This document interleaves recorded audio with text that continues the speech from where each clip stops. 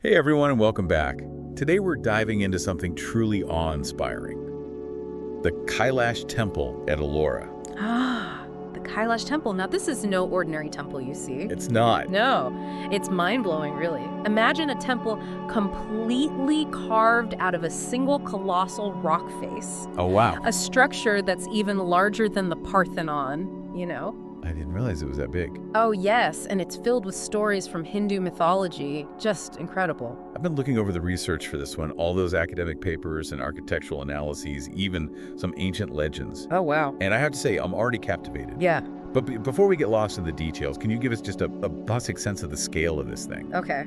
Well, we are talking about a truly monumental project here. They had to remove something like 200,000 tons of rock to create this thing. 200,000? 200,000 tons of rock. Wow. Yeah. To put that in perspective, it's like carving out an entire mountain. And get this, it was all done in the 8th century. Oh my God. Using chisels and hammers and hand tools. I mean, can you imagine? That just boggles my mind. Just picturing them starting at the top of this massive rock face and carving downwards. Yeah. I mean, that in itself is just incredible. Mm-hmm. And then to learn that it's significantly larger than the Parthenon. Yeah, it's 1.5 times taller than the Parthenon. Wow. And it covers twice the area. Wow. How did they achieve that level of precision with the tools available to them back then? Well, you know, it's a question that still baffles archaeologists and historians to this day. Yeah. But the precision and planning involved are just remarkable. They must have used really meticulous markings and templates to guide their work and make sure everything was consistent across the whole structure. Speaking of mysteries and puzzles, what happened to all the rock that they removed? Yeah. We're talking about 400,000 tons of debris. Yeah, well, that's a question that has generated a lot of theories. I bet. Yeah, some people think that the rock was repurposed and used for other constructions in the area, roads or fortifications or who knows what. Yeah, that makes sense. And others think that maybe it was used to fill in low-lying areas or to create terraced landscapes. But to be honest, it's a mystery that hasn't been completely solved. So it just adds another layer of intrigue to the Kailash Temple. Intriguing is right. So who was the mastermind behind this incredible project? Well, the temple is attributed to the Rashtrakuta dynasty, Okay. and specifically to King Krishnaras, Okay. who was a very powerful ruler in 8th century India. You know, if you imagine the political and cultural landscape of that era, this temple was like a grand statement of their ambition and their devotion. A statement in stone, literally. But it wasn't just brute force, was it? I mean, the architecture of the Kailash Temple is incredibly sophisticated. Oh, absolutely. The Kailash Temple is mainly classified as Dravidian architecture, which is a style that originated in South India. And one of the main features of this style is what's called a Vaimana, which is a towering kind of pyramid-shaped structure that houses the inner sanctum of the temple. So that's that distinctive stepped pyramid look that you see in pictures. Exactly. Yeah, very different from the curving towers that you see in North Indian temples. Exactly, yeah. But what makes the Kailash Temple even more fascinating is that it's not purely Dravidian, you know? Right. You can see hints of other architectural traditions kind of woven in there, like the Chalukya and Pallava styles. I see. And it's this fusion of influences that really shows us the cultural dynamism that existed in India in the 8th century. So if we were to take a stroll through this architectural marvel, what would we actually see? Okay, so picture this. You walk through this grand entrance. It's called a gopuram. Okay. A gopuram is like a towering gateway, and it's very common in South Indian temple architecture. Okay. And then you step into this U-shaped courtyard. Okay. And this courtyard is enclosed by this 3-story arcade. Wow. And every surface is covered with intricate carvings and sculptures. It's just a visual feast. I read about flying stone bridges that connected parts of the temple. Oh, yeah. I mean, those sound amazing. Oh, they were amazing. You're talking about the bridges that once connected the galleries to the central structures. Right. Sadly, they haven't survived. Oh. Yeah.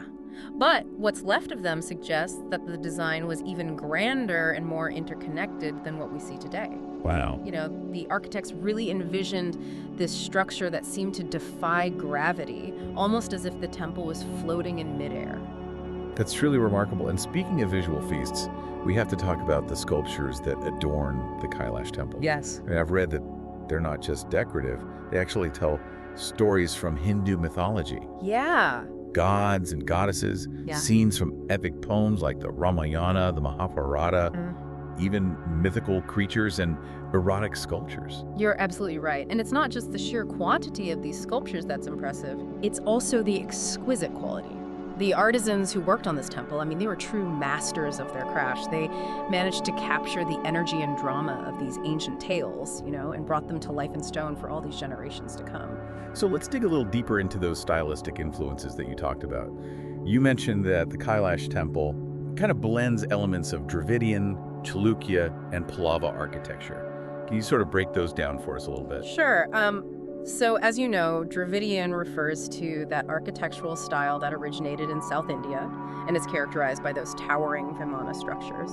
But let's talk about the Chalukya and Pallava styles, Yeah, let's do it. and how those styles contribute to the overall richness of the Kailasa temple. I'm ready. Okay, so the Chalukya dynasty, they ruled in the Deccan region. Okay.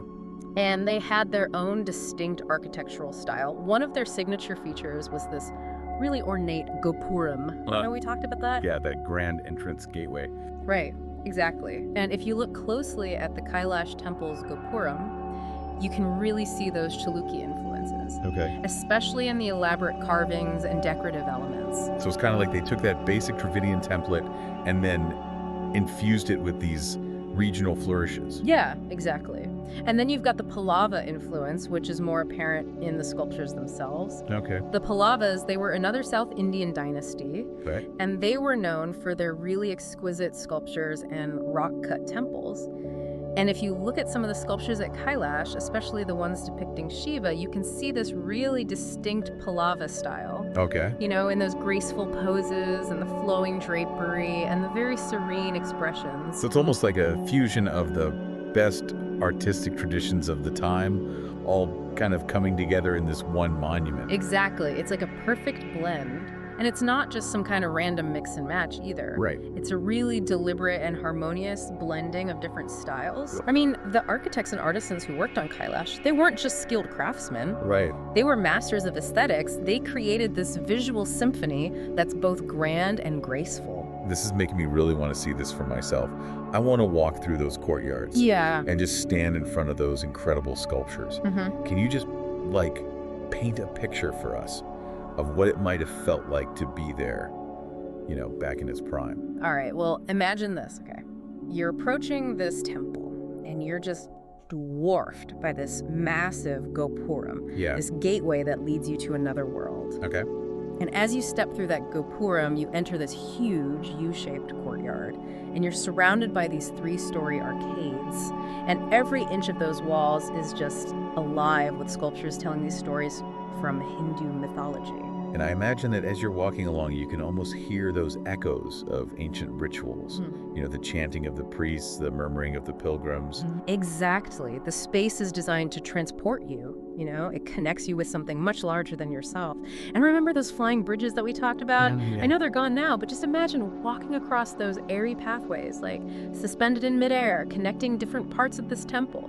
It would have been an experience that really blurred the lines between the earthly and the divine. Wow. And then you finally reach the central shrine, the heart of the temple. Yeah. Where the lingam resides, the symbol of Shiva. Yes, the inner sanctum. It's a place of such profound spiritual energy. Right. And imagine you're standing there, surrounded by these towering pillars and intricately carved walls, all leading towards this massive lingam, the embodiment of Shiva's presence. Imagine that sense of awe of being in the presence of something sacred and timeless. And that's giving me chills just imagining that. But it's not just the central shrine, is it? I mean, there's this whole complex to explore, different sorts dedicated to different deities and different aspects of Hindu mythology. Oh, yeah, absolutely. And you can't forget the Nandi Pavilion. The what? The Nandi Pavilion. It's dedicated to Nandi, Shiva's sacred bull. Oh, okay. And it's positioned right in front of the main temple, connected by a stone bridge. So this pavilion is there to remind everyone of Nandi's role as Shiva's loyal guardian and mount. So every element of this temple, from the grandest structure to the tiniest little carving, has some symbolic meaning. Exactly. Some story to tell. The Kailasa temple is like this visual encyclopedia of Hindu mythology and philosophy. It's a place where the stories come to life in stone. Wow. And they invite you to contemplate the eternal truths that those stories embody. It's incredible to think that this monument, carved from just a single rock, encapsulates so much. history, artistry, engineering, spirituality. But who are the people who actually created this? Well, sadly, their names are lost to history. Oh. But their legacy lives on in every inch of this temple. Yeah. I mean, the scale and complexity of Kailash tell us that it was a collaborative effort of epic proportions. We're talking about thousands of skilled artisans. Wow. Quarry workers, stone carvers, sculptors, painters, all working together for decades. It must have been like this giant, intricate dance. Yeah. Each group playing their part in perfect harmony. Exactly. And it shows the power of human collaboration, that shared vision and purpose. Yeah.